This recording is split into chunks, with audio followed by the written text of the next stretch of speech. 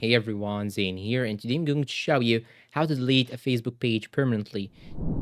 Now, the first thing you should do is to simply open your Facebook application on your phone. Then now you'll have to switch to your page. So click on your profile picture on the top right corner, then click on your page. So now I will switch to my page. My page's name is Zane Zone. So now here, as you can see, I have switched it to my page. And now what you should do is simply click on your profile picture on the top right corner. Then you should now go to settings and privacy. Scroll down till you find it. Then go to settings. And now once you go to settings, you should now scroll down till you find here in the your information section, you have this option, access and control. Tap on it.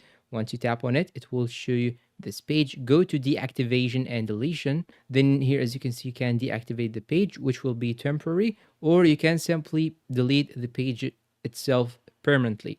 So I'm going to choose this option, then click on continue. Then once you click on continue, it will ask you what is the reason, then choose any reason. Then you will have to click on continue again. Then they will tell you that all the information will be deleted permanently.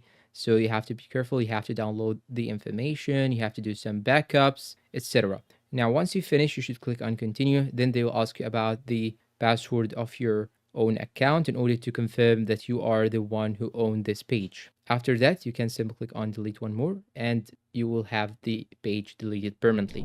And that's all for today. If you find this video helpful, please don't forget to support us with like, subscribe, comment, share. Thanks for watching and see you in a new video.